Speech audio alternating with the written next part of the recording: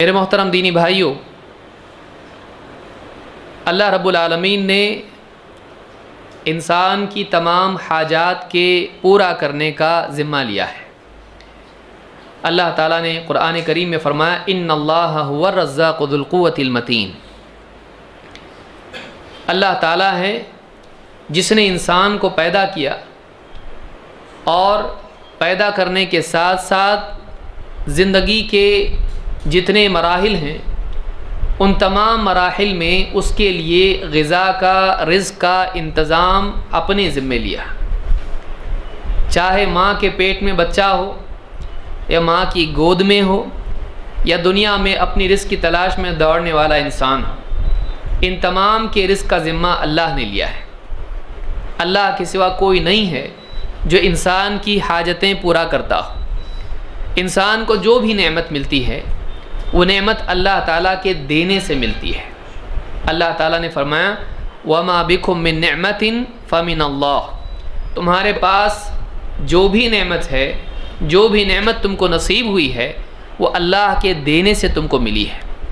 تو اللہ تعالیٰ اگر نہ دے تو بندے کی ساری کوششیں اس کے باوجود بھی وہ محروم رہے، اور اگر اللہ تعالیٰ دینا چاہے تو بغیر دکان کے، بغیر مال کے، بغیر پیسے کے، بغیر کوشش کے ماں کے پیٹ میں ایک کوٹھری میں بچہ 9 مہینے تک پنپتا رہے، بنتا رہے اور اپنا رزق حاصل کرتا رہے۔ اللہ دینا چاہے دیتا ہے، نہیں دینا چاہے نہیں دیتا ہے، چاہے زیادہ دیتا ہے چاہے کم کر دیتا ہے۔ کائنات میں اللہ تعالیٰ کی مشیت اور اس کا فیصلہ چلتا ہے۔ لہٰذا ایک مومن بندہ اس بات کو جانتا ہے کہ دینے والا اللہ ہے، اللہ کے سوا کوئی دینے والا نہیں ہے۔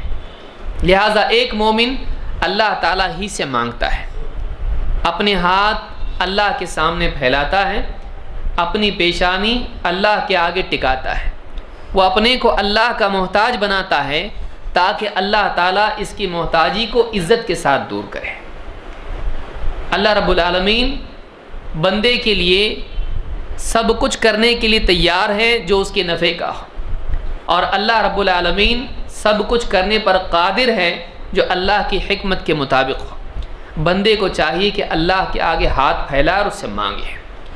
اللہ چاہے تو بغیر شوہر کے اولاد دے دے، اللہ تعالیٰ چاہے تو بانجھ بیوی کو، شوہر کو بڑھاپے کی عمر میں اللہ تعالیٰ چاہے تو اولاد دے دے، اللہ چاہے تو آگ میں ڈالے ہوئے کو بچا لے، اللہ چاہے تو ایک کشتی کو دریا میں، سمندر میں، طوفان میں بچا لے اور سب کو ڈبو دے۔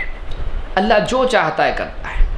ایک مومن اللہ رب العالمین کی قدرت کا استحضار اپنے دل میں ہمیشہ رکھتا ہے، وہ یہ بات جانتا ہے کہ اللہ جو چاہتا ہے کرتا ہے۔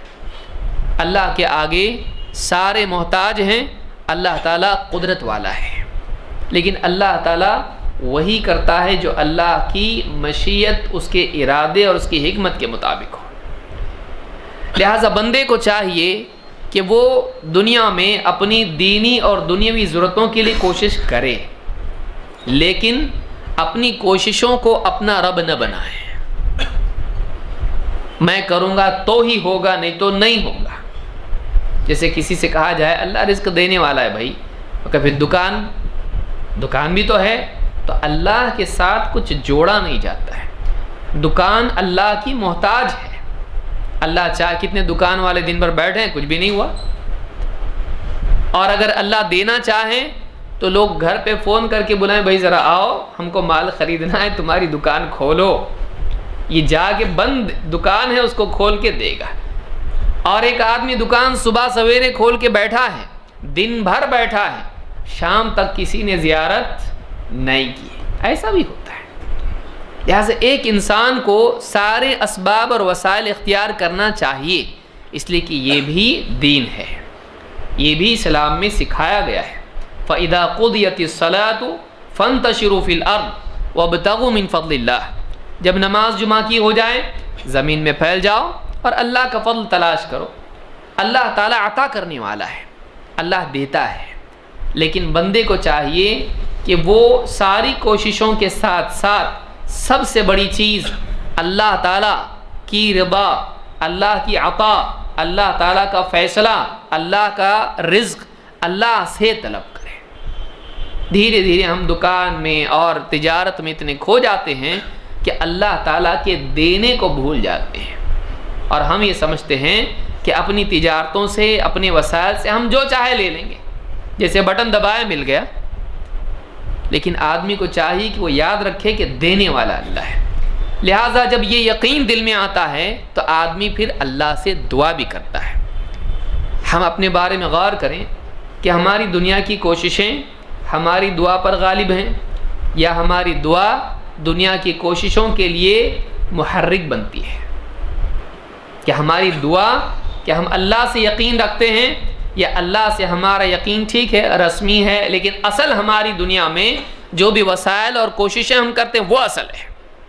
ہمارے لیے دیکھنا ضروری ہے۔ لہٰذا ایک آدمی کو چاہیے کہ وہ اللہ پر اعتماد رکھے۔